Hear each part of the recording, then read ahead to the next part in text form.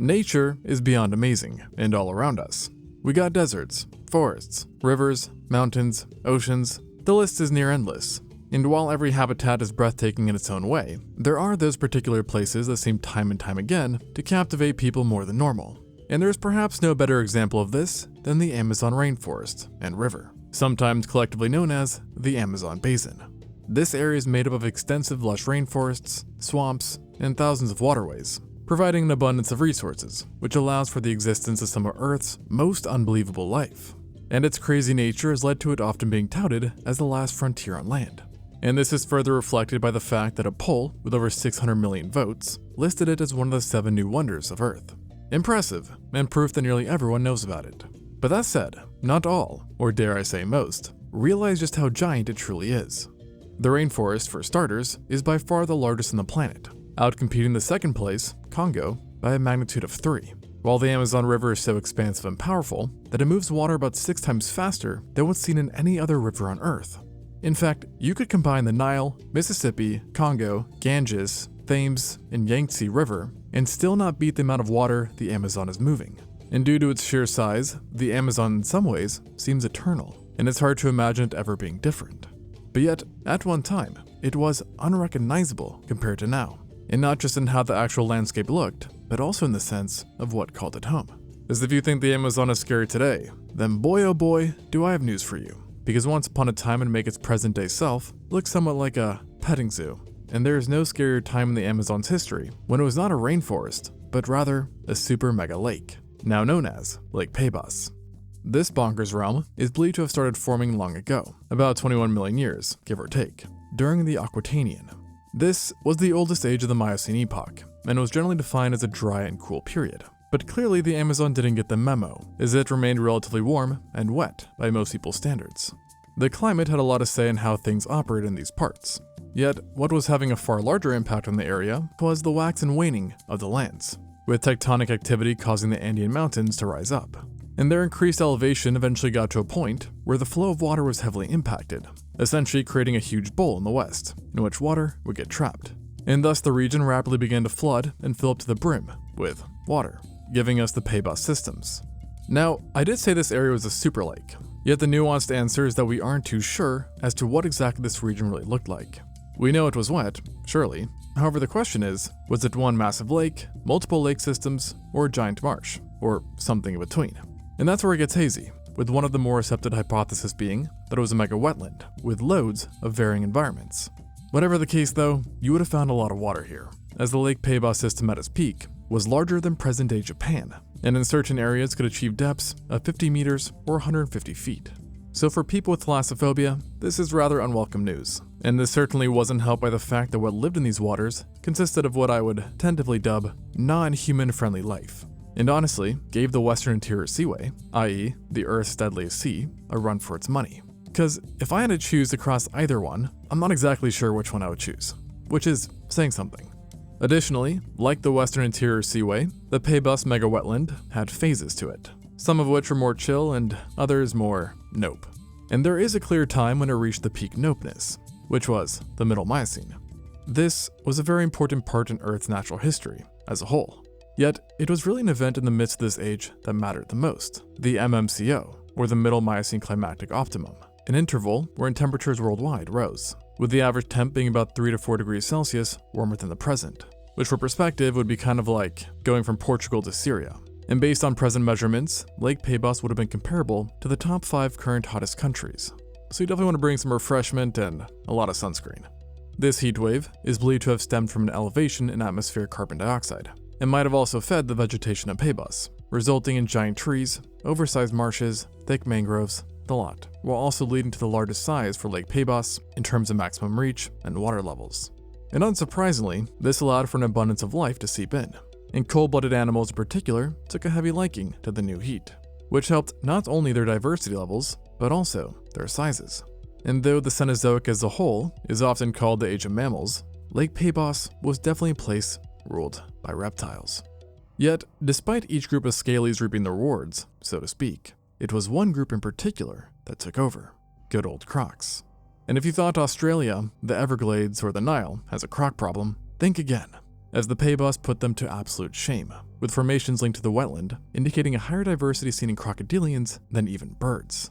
In other words, imagine a place where seeing a bird is more of a rarity than seeing a croc, which I don't know about you guys, but to me, it's probably not the kind of location I'd want to visit. And due to the high number of crocodilians living in Paybos, we see that there were many types, with niche partitioning being routinely observed. Along with heavy diversity and niche partitioning, of course comes great differences of size. And while a few remained within what we would consider the normal limits, a handful evolved into supersized giants. And this included the king of the mega wetland, and what was the largest caiman and possibly the biggest crocodilian to ever live, the Purosaurus. There are no words that capture just how monstrous this behemoth was, but I will try. The first report of its existence comes from 1892, when skull material was located in the Purus region by a team of paleontologists. And the sizes of these skull pieces were nigh unbelievable, and they instantly knew this was something different, so to speak. And subsequent discoveries of more material only confirmed this, as what it unveiled was a super croc that was built like a tank and had proportions off the charts, with the skulls alone measuring 4.7 feet or about 1.5 meters, and being almost comically robust at that, taking on a rather box-like shape. And so clearly from this powerful head alone, the Purosaurus was top dog in Paybos, and a vicious predator at that. Although its postcranial size, the body size, is something that not everyone agrees on, as postcranial bones have been rather elusive. But most studies have found that at the very least, they would have measured 9.2 meters or 30 feet long, and weighed over 6 tons, which already greatly exceeds the largest reptiles of today, and puts it on par with literal killer whales. But I have to warn you, things only get crazier after this, as these are the more quote-unquote conservative estimates. Other studies have reported theoretical maximums from 33 to 42, or even 52 feet, or 12.5, 10, and 15.8 meters, respectively. Additionally, at these bigger sizes, the weight also balloons, and it's possible that the largest adults weighed between 8.4 and 12.6 tons, which at the latter weight, we are talking about a crocodilian heavier than even a minke whale. If true, it would also make the Purosaurus the heaviest crocodilian ever, and though the accuracy of these estimates are kind of hard to assess, separate studies do suggest a high likelihood that the Purosaurus was indeed heavier than the most famous megacrocs, like the Dinosuchus or Sarcosuchus. And given its titanic broad jaws, it would have required a massive neck to support it, not to mention a muscular robust body as well. And given the absurd nature of its jaws, you know this guy had one mean bite, with models implying a bite force of up to 69,000 newtons, which sounds a lot, and it is, with very few animals having achieved anything even close to this, not even the infamous T-Rex. And at this bite force, it'd essentially be like having a cargo truck dropped on top of you. But instead of tires crushing you, the damage was delivered by dozens of 2-inch or 5-centimeter long teeth that were curved, covered in 2 cutting edges, and thickly conical, allowing for tremendous bites straight onto bone without harming these teeth at all. And due to their shape and design of the skull, it's clear that Purosaurus was a hunter of large vertebrates, who utilized puncturing and holding bites to debilitate and capture prey. And these stats alone make Purosaurus one deadly killer. But things only get worse for the rest of Paybos, as paleontologists reckon that despite its massive weight, this guy retained the classical finishing move seen in many crocodilians. In other words, the death roll. This brutal move is designed to not only subdue, but literally dismember prey, and with modern crocodiles, has been known to rip animals as large as buffaloes to pieces. So I don't want to imagine just how messy a death roll from the Purosaurus would have been. And thus naturally, this reptile was clearly the apex predator, and nothing else we know from the region would be safe from a fully grown one. Which is why it's also so unfair that Purosaurus had impeccable defenses as well, being covered in thick scales and osteoderms far greater than the armor seen in any of its descendants, and keeping it well protected from any animals or from its environment, as the waters of Paybos likely were riddled with fallen trees and various debris that could be pointy. And ultimately, the Purosaurus found extreme success with this build, as fossil remains show that it was not concentrated to specific environments within Paybos, but instead lived throughout the entire thing, inhabiting rivers, floodplains, and lake environments. And so, if you saw water run, and you were in said water, well, it was nice knowing ya. But while Purosaurus was to the Paybos Formation what the T-Rex was to Hell Creek, it was by no means the sole crocodilian, nor was it even the only giant one. And a testament to this is that the Paybos was also home to possibly the largest Gavialid ever. This family is currently only represented by the gharials and false gharials, but in ancient Paybos, there was a whole lot more, including Gripposuchus. Now, I'd much rather swim into this guy than a Purosaurus, but to be honest, I'd prefer neither, as this guy was still a giant within its own right. Thus far, 4 species of this genus has been discovered, and the largest by a good margin is the Griposuchus croizati, a species described in 2009 who seems to have been stuck in the northern tip of Pebas, possibly frequenting both freshwater and coastal environments, giving it access to a diverse range of food, which clearly did wonders for its size, as estimates over 10 meters, or 33 feet long, are very common for matured individuals. Only the Rampasuchus of the same family rivals it in title for the largest scaviolid. In seeing this, it's pretty evident that Griposuchus didn't have many foes either, rather, just a lot of victims. Though I will say, none were probably as large as the prey Purosaurus was going for, since, opposite to the Purosaurus' broad skull, Griposuchus had evolved an extremely narrow and slender one, leading to a theorized diet heavy in large fish. But given its sheer size, it's quite realistic that the occasional mammal might have been on the menu too. And if this duo of titans didn't seem like enough, there was also a third, stupidly huge croc that completed the Pebas trifecta, and its name, the Morosuchus. Like Purosaurus, it too was a type of caiman, yet these siblings couldn't have been more opposite, with this genus in some ways being closer to ducks, as it sported a broad, flat and elongated skull that is often described as being duck-like. Sounds funny, but I'd probably never say that to its face, considering that adults in this genus could reach 9.5 meters or 31 feet long, and weigh in excess of 4 tons. So basically 4 giraffes mashed together. And because of this stature plus its odd face, there has been great interest in this mysterious creature's diet, with 3 main hypotheses having been proposed. The first is that it was a generalist eater that patiently waited for animals to drift into its waiting mouth, where it would then swallow them whole. The second option was then a twist, this croc was really a gentle giant who fed on floating plant material. Though to be honest, most are not putting their bets on this idea, with the majority support instead going to the last hypothesis, which is that it used its large duck-like mouth to sift through the muddy floors of rivers and lakes in order to uproot and consume a mix of invertebrates, mollusks, crustaceans, and fish. And while it may not be as voracious as its other 2 massive relatives, swimming into one would still not have been good for your heart. This, I guarantee. And just remember, while these 3 were the true giants of Pebas' water, there were still plenty of other crocodilians to go around, with fossil formations revealing the presence of at least a dozen other genera that again demonstrated a wide range in size. And you would have found multiple kinds that rival the largest crocodilians of today, whilst there was also a handful of much smaller genera that were in some cases dog-sized or even smaller. And that might sound good, but what this really means is that every animal in Pebas had a croc designed to hunt them. But as Ian Malcolm so beautifully put it, life, finds a way.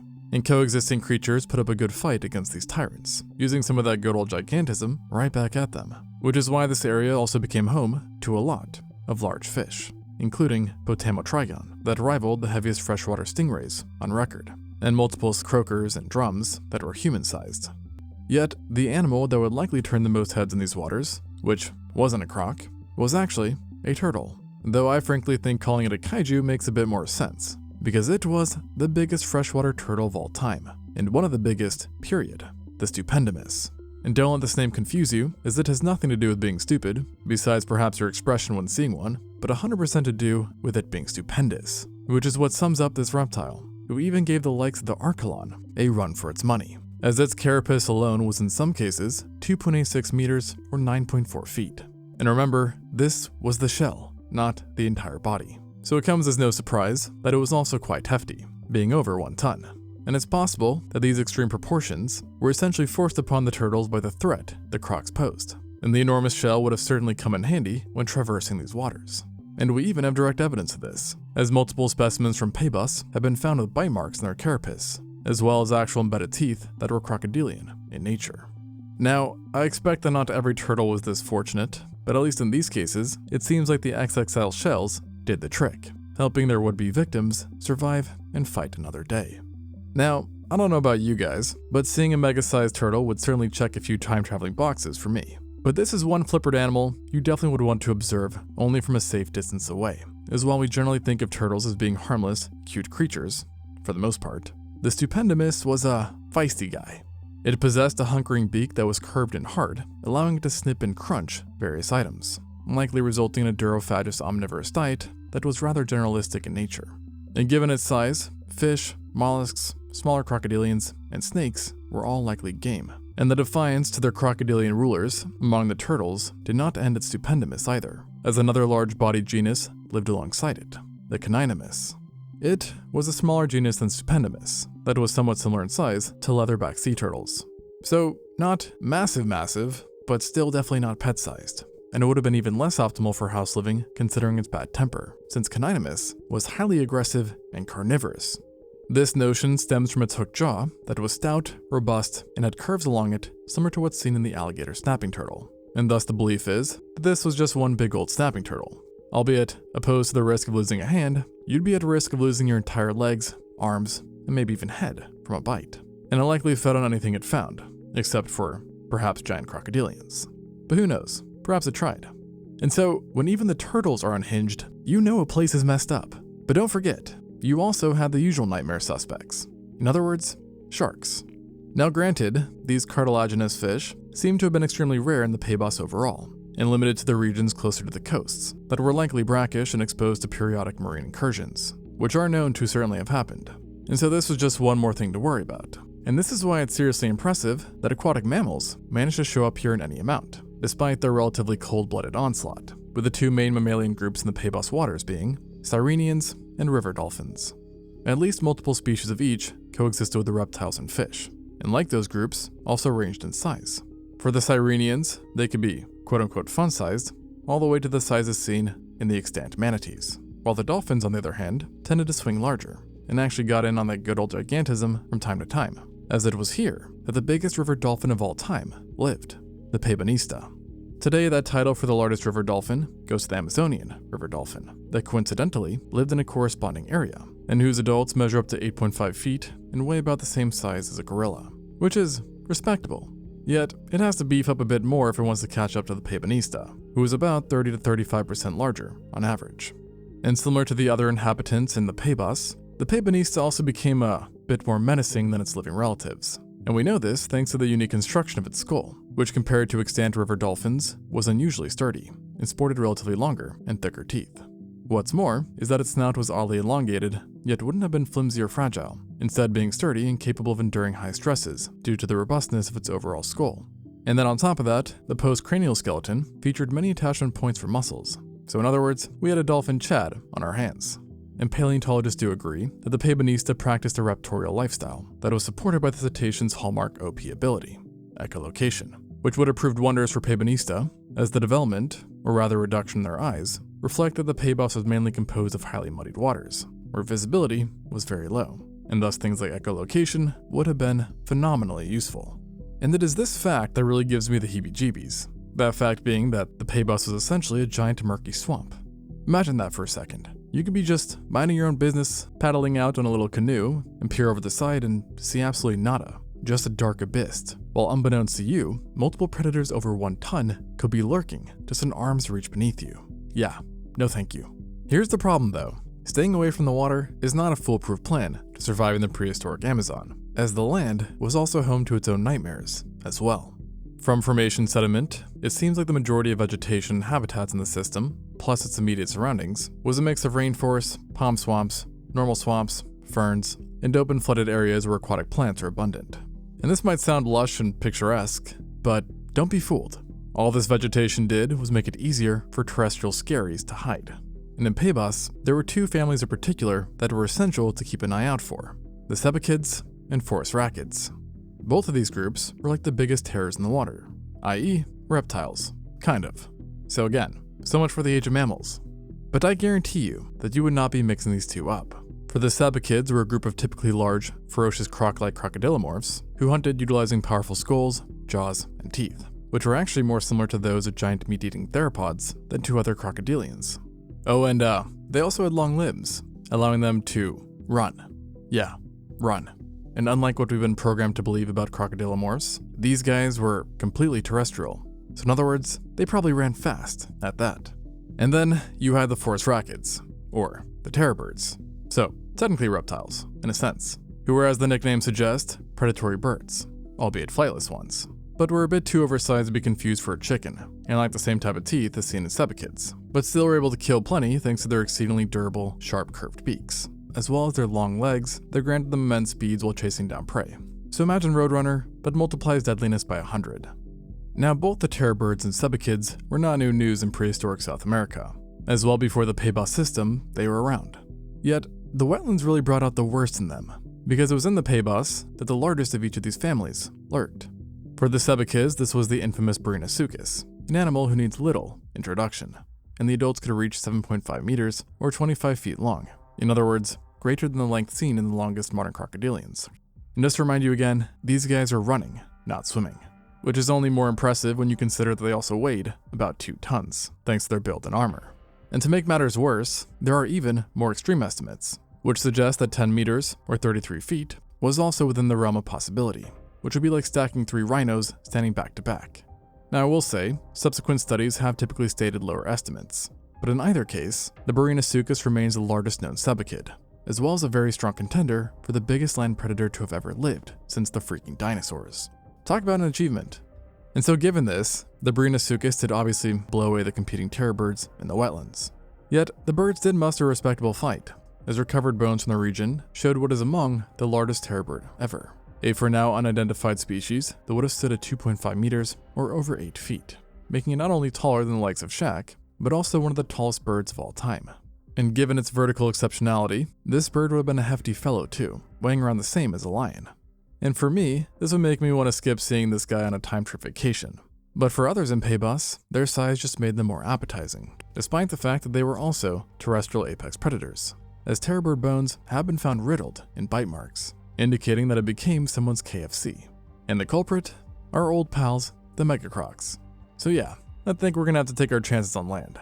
And yet, they still are not good odds. For beyond the larger sebekids and terror birds, you also had the smaller, more diverse members too, such as the Langstonia and multiple unidentified terror birds, plus some unwelcomed faces that are still present in the Amazon, namely a variety of boa constrictors. So with all this said, this area is without a doubt exceedingly unhinged, even for a prehistoric environment. I mean, think about it. In one spot, you could find the largest river dolphin, turtles, caiman, gavialid, and land predators since the dinosaurs, all in one spot. Most places would be considered crazy for just having one of these things, let alone all of them. And given this, it's seriously impressive that besides terrifying predators, herbivores existed too, and were unsurprisingly the most widespread animals in this part, represented by none other than us. Well, mammals. In the waters, our diversity wasn't exactly the most impressive, even making the extant mammals in the Amazon seem rather mundane and boring. For instance, today one of the odder creatures in the Amazon is the capybara, the biggest living rodent on Earth, which loves swimming, lives by the water, and is actually semi-aquatic. So pretty interesting. But back during the Middle Miocene, these guys had not yet come along, but in their place were other rodents, including in Pebos, the Phobaramus, a grass grazer who is a relative of modern-day guinea pigs. But that's where the similarity stops, as it could not be farther from them in size, being more similar in that department to polar bears, making it among the largest rodents of all time. Meanwhile, the Pebos system would have been home to an absurd amount of ground sloths too, a group of unfortunately now extinct sloths that were far more agile, active, and terrestrial than living ones, and who also tended to be more unusual in stature. In Pebos, their level of diversity was off the charts. We are aware of at least 10 different genera that call this place home, and would have offered the perfect mount lineup. For across the bunch, there are species akin in size to large dogs, pigs, deer, and even elephants, at least Asian elephants, as the ground sloth, Eurymachia, is believed to have weighed up to 4 tons. In addition, 1+ ton neo-ungulates would have been a common sight as well, plus animals that superficially resembled bisons and rhinos, but just lacked horns. Then moving on to some of the more funky looking life, you also had a mix of glyptodonts, Litopterna, and of course, anteaters, who are actually deceitfully large, and hard to miss given their highly elongated tongues, strange eating manners, and highly modified skulls that honestly look like they're missing a part. And if you think you can't take any more new animals, then hold on to your horses, because I can't let you go without mentioning that primitive primates, bats, Astrapotheria, Metatherians, and Chiroptera were all out in this mega wetland, repping us mammals as well. So by now you should have gotten the memo that Lake Pebos was one heck of a place, and maybe a tad bit too much for nature to handle, as obviously many walks of life I just mentioned do not exist anymore, nor does obviously the mega wetland. So what exactly happened? How does such an expansive environment disappear? Well, just like the Andes giveth, so do they taketh. And during this whole time they kept rising up and up and up, eventually reaching a point where instead of flooding the area like a bowl, the bowl started leaking water out, and the area slowly started to drain, causing immense shifts in the environments that forced animals to move out or disappear. At some point, this uplift of land even ended up blocking what is now known as the Amazon River from flowing into the Pacific, eventually resulting in its flow to do a complete shift. So yes, at one point this iconic river didn't even run the same way as it does now.